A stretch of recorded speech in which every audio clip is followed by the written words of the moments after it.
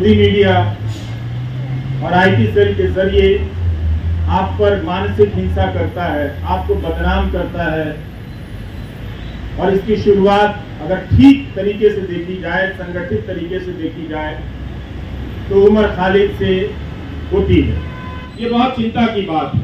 और जब तक ये है, अदालतों के मंच से बड़े बड़े न्यायाधीशों का बोलना हमें खाली सा लगता है, हल्का सा लगता है कि वे अंडर ट्रायल और अधिकारों की बात बहुत संजीदगी से करते हैं। कई बार ऐसा लगता है कि शायद वो बात कहने के लिए करते हैं, नहीं तो ये बात अपने फैसलों में ही पलट कर देख लेते कि जब सबके लिए वो फैसला हुआ था तो क्यों इस व्यक्ति के लिए, क्या वो व्यक्ति इतना ज्यादा खतरनाक है। मीडिया अगर धारणा बना दे, मोदी मीडिया का एक है, रोज दंगाई मानसिकता फैलाता है, उसके खिलाफ कोई कार्रवाई नहीं हुई और उस तरह के एंकरों से किसी को देशद्रोही बना दिया जाता है, उस पर राज्य व्यवस्था और न्याय व्यवस्था उसे लेकर इतना क्रूर हो जाती है, कोई दया भी नहीं दिखाती है, उसका प्रदर्शन नहीं करती है। हमारे तमाम न्यूज चैनलों के एंकरों ने बुलंदशहर के मामले में क्या हाल किया आप सभी ने देखा। वो कल्पना कर लेते हैं कि मूर्तियां जिन्होंने खंडित की वो किस समुदाय के हों, वो रिपोर्टिंग अब नहीं करते। इसी तरह से उन्होंने उमर खालिद के बारे में कल्पना कर ली और उसे वास्तविकता में बदल दी। ये तो गनीमत है कि वहां की पुलिस डिपार्टमेंट को ये बात समझ में आ गई कि कुछ खतरनाक चीजें हैं।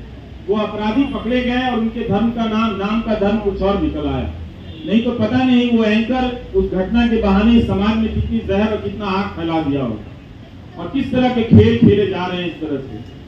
तो इन बातों को देखना है, समझना है कि उमर खालिद एक बहुत बड़ी साजिश का शिकार हुआ है, जिसके तहत तंत्र ने अपना पहला परीक्षण किया कि क्या किसी निर्दोष छात्र को इस तरह से चिन्हित कर, देशद्रोही बताकर, उसे एक तरह से देश के लिए खतरे के रूप में प्रोजेक्ट कर उसे जेल की सलाखों के पीछे भेजा जा सकता है।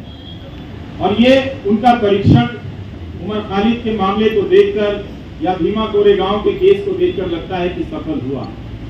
सत्ता ने लोक लाज की परवाह भी छोड़ दी। स्टेन स्वामी के निधन के बाद भी उसे कोई फर्क नहीं पड़ा, किसी बात का कोई फर्क नहीं पड़ रहा। यही आज की सरकार का उसकी समझ है या उसकी पहचान है। हम सबको ये नोट करने की बहुत जरूरत है। उन एंकरों को कुछ नहीं होता जो दिन रात दंगा फैलाते, दिन रात अनाथ शनाथ दूसरे समुदाय के बारे में कहते हैं। लेकिन दंगा भड़काने के आरोप में एक पीएचडी के छात्र को सलाखों के पीछे भेज दिया गया, जिसके मामले में ट्रायल शुरू नहीं हुई है और ना ही चार्जशीट वगैरह इन सब ये चीजें पेश हुई है, ना जमानत मिली है इस मामले से। तो हमें इस अंतर को पहचानना है कि कुछ लोगों को दंगा फैलाने की खुली छूट मिली हुई है, गोली मारने के नारे लगाए जा रहे हैं। वो कौन लोग थे जो इस कानून को लेकर आए और आज तक इस कानून को लागू नहीं करते। इस कानून को लागू करने के नियम तक नहीं बनाए गए, लेकिन 2019 के दिसंबर में आप जाकर देखिए लॉ पर, तो इस तरह से सब कोई चिल्लाता था, चीखता था सरकार की तरफ से कि इस कानून को सूर्योदय से पहले भी लागू हो जाना चाहिए, ताकि दिन के निकलने से, सूरज के निकलने के साथ ही हम सब इसे लागू करें और देश को बचा लें। मगर अब उस कानून का नाम वो उन इलाकों में ही जाकर नहीं लेते। अब उस कानून का खौफ मणिपुर में भी पैदा हो गया। वहां भी कुकी जनजाति के लोग इस बात से चिंतित है, घबराए हुए हैं कि क्या कहीं ऐसा होगा कि हमें भी एनआरसी की यातनाओं से गुजरना हो। तो मणिपुर को लेकर देख लीजिए या दिल्ली दंगों को लेकर, जिसकी जवाबदेही तय होनी चाहिए थी गृह मंत्री की, उनकी जवाबदेही तय नहीं, आज तक तय नहीं। गोली मारने के जो नारे लगा रहे थे, उन मंत्रिमंडल 1000 दिन उमर खालिद के जेल में ही हो गए।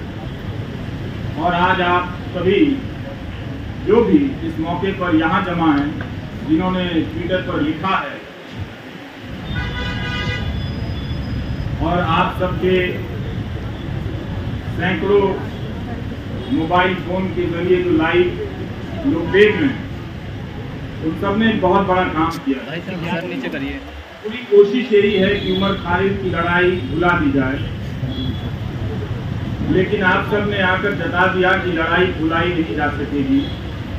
उसकी अकेले की लड़ाई अंदर की है, लेकिन बाहर भी आप उसकी यातनाओं को जो वो झेल रहे हैं उसे आप महसूस करते रहेंगे। हमने पिछले 9 सालों के दौरान राज्य की हिंसा करने की क्षमता को बदलते हुए देखा है। अब राज्य अपनी पार्टी, गोदी मीडिया और आईटी सेल के जरिए आप पर मानसिक हिंसा करता है, आपको बदनाम करता है। और इसकी शुरुआत अगर ठीक तरीके से देखी जाए, संगठित तरीके से देखी जाए, तो उमर खालिद से होती है। जब वो अनजाने में उन टीवी चैनलों के स्टूडियो में चले गए इस उम्मीद में कि इन चैनलों के जरिए किसी की बात रखी जाती है, किसी का पक्ष रखा जाता है, मगर जब तक वो जाते तब तक चैनलों ने अपना रुख हमेशा हमेशा के लिए आने वाले 10-12 साल और न जाने और कितने साल के लिए बदल दिया। तो गोदी media IT cell political party के जरिए एक पीएचडी के छात्र को देशद्रोही के रूप में स्थापित कर दिया गया। समाज की नजर में उसे कमजोर कर दिया गया, जो पहले से ही कमजोर। हमारी आपकी तरफ पढ़ने लिखने वाला एक लड़का था, तो नहीं जानता था कि इसके पीछे इतनी तैयारी से सिस्टम ने हमले के सामान जुटा लिए। दूसरा तरीका राज्य ने अपनी हिंसा का ये बदला, ये आप सभी जो सुन रहे हैं उसे समझना भी चाहिए। तो पहले राज्य कानून की धाराओं की आड़ में छिपकर हिंसा करता था, लेकिन अब हिंसा करने के लिए वो कानून बनाने लगा है ताकि वो खुलकर हिंसा कर सके। ये बदलाव आया है और आज राज्य हम सब देख रहे हैं। सिर्फ उमर खालिद नहीं, शोमा सेन भी हैं नीमा कोरेगांव केस में 5 साल से अंडर ट्रायल। जब बड़े बड़े न्यायाधीशों को अंडर ट्रायल के बारे में बोलते हुए सुनता हूं तो मुझे लगता है कि यही 2-4 केस उन्हें भी नजर नहीं आते होंगे, या उन्होंने भी अपनी सुविधा के हिसाब से इन कुछ केस को देखना सुनना बंद कर दिया है, इस तरह से कि ये केस छोड़कर बाकी और केस पर बोला जाए। तो कभी भी सबके सामने में है, सुप्रीम कोर्ट ने तमाम टिप्पणियां की है जमानत को लेकर, सबके सामने ये बात है, मगर कभी भी 1000 दिन तो सुनवाई चली है दिल्ली की निचली अदालतों में, मितवा शर्मा ने लिखा है, और कोई 400-300 दिन दिल्ली हाईकोर्ट में इस तरह से जमानत को लेकर सुनवाई चलती रही। इसके बाद भी जमानत एक इतनी मुश्किल उम्मीद लड़ाई में बनकर सामने आ गई। यही उम्मीद कर सकते हैं कि कभी कभी न्याय व्यवस्था की अंतरात्मा किसी रात तो जगती होगी, और जब जग जाएगी तो देखेगी कि कानून के हाथ लंबे नहीं, उस कानून के हाथ रंगे हाथ भी होते हैं। जिसे नजर आएगा वो बात समझ में आएगी कि क्या हो रहा है।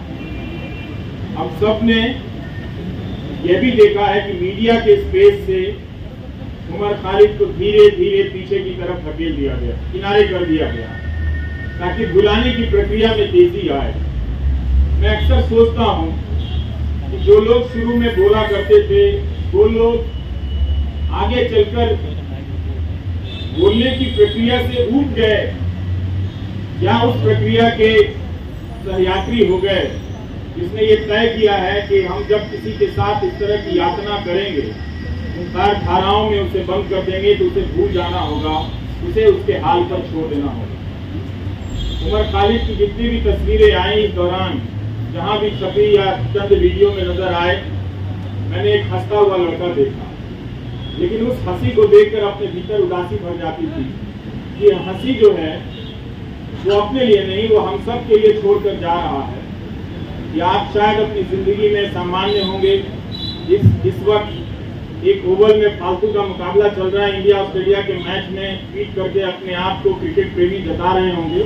जता सकते हैं, बिल्कुल अपनी जिंदगी जी सकते हैं, और जिंदगी को उसी रोशनी और संगीत के साथ जी सकते हैं, मगर याद करने का जो फर्ज था नागरिकों का बहुत लोगों ने भुलाया, और ये होते हुए हमने देखा। उनके लिए एक ऐसा विषय बन गया जिस पर लिखना, जिस पर बोलना राज्य से टकराने के जैसा हो गया। वो अपना हिम्मत हारने लगे। लेकिन यहाँ आकर यही लगा कि शायद मैं उन 2-4 लोगों की परवाह कर रहा था, 8,000 लोगों को, सैकड़ों लोगों को नहीं देख रहा था जो आप राज्य से लड़ रहे हैं। राज्य कई तरह के सेंसर लगा रहा है, लेकिन फिर भी आप बातों को पहुंचाने के लिए अपने कैमरे हाथ में थाम कर उठाकर खड़े हैं।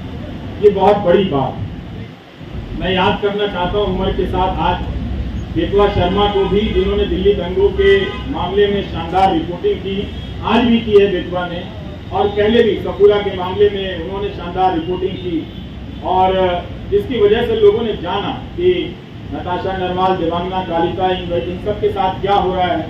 इन्हें जमानत मिली, लेकिन उमर खालिद को जमानत नहीं मिली।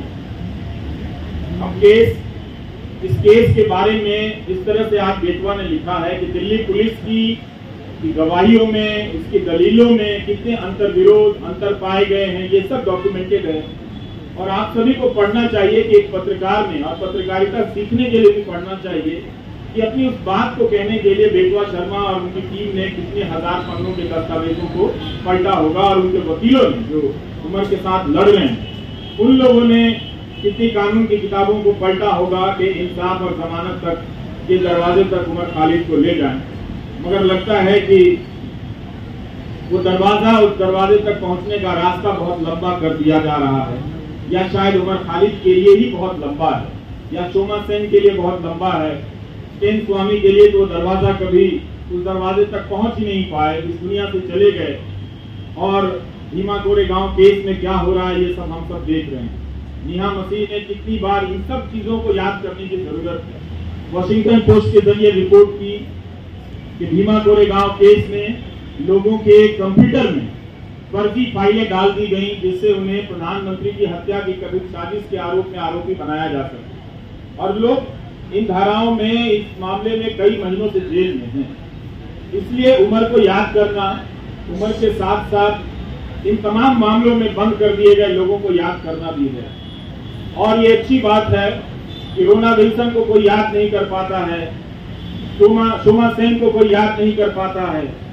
वो कुछ बंदिशें लगी हैं, याद करने वालों ने अपने लिए कुछ कायदा चुन लिया है कि हम इन्हें याद करेंगे, इन्हें याद करने में ज्यादा सुरक्षा है, इन्हें याद करने में ज्यादा खतरा है, तो वो अपनी सुविधा के हिसाब से किसी को याद करते हैं, किसी को याद नहीं करते। तो उसमें उमर खालिद की जगह अब भी ऐसी बनी हुई है, आप लोगों ने बना कर रखा है कि आप लोग उसे याद करेंगे, और जब भी उसे याद करेंगे उसके चेहरे के साथ साथ इन सभी चेहरों का चेहरा सामने आएगा।